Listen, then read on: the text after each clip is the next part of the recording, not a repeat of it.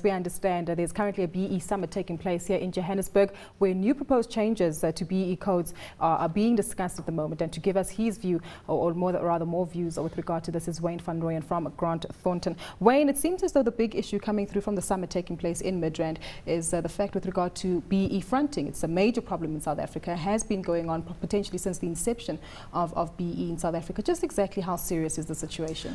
Well, the fronting is a very serious issue, and it's been on government's agenda for a long, long time. We've seen the creation of the advisory councils and various mechanisms to create penalties and monitor fronting. And a company that is found guilty of fronting can go to jail for up to 10 years and suffer a further 10-year penalty of not being able to do business with government. So there are serious consequences to fronting one's BE status. We had Tommy Mazwai, Dr. Mazwai from Wits Business School on this morning, and he was saying that he's cock-a-hoop by the role that government is taking in this. Are you? I don't understand the question. Cock-a-hoop? Happy? Happy. Delighted? Yes, it's wonderful that government is taking this seriously and that they're doing something about it. The trouble with BE legislation in the past is that there have been wonderful scorecards and measurement tools, but no real teeth to implement those who are not following it. And with the change of these regulations, we see that change. How do you balance the scales between equitable distribution of wealth amongst members of the BE of the formerly disadvantaged community, as well as making it worthwhile for businesses? Well, I think that's the big balancing act that government has to play, and we'll know in a few years whether they got it right. But the big concern now is you can only push business so far in terms of providing targets for them to achieve, but if you don't stretch them, what happens to the underlying social development? And so what we're seeing is a move that focuses on the development of black people, and specifically an emphasis on black ownership in the economy, which was a somewhat diluted focus over the last 5 years. Long overdue, because it was a random selection of certain individuals who became mega rich. Correct. In the understanding that, well, they'd be role models, but they didn't work for it. Yes.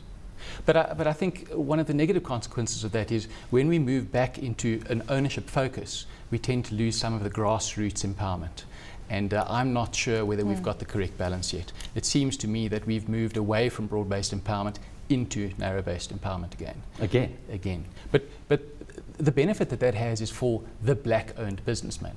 He now qualifies as a level 1 or a level 2 contributor, whereas before he was required to make all of the same contributions expected of other organisations in the other 6 elements. Wayne, any change for the under 50 employees? In other words, those guys who really do the employment in the economy, the small businesses?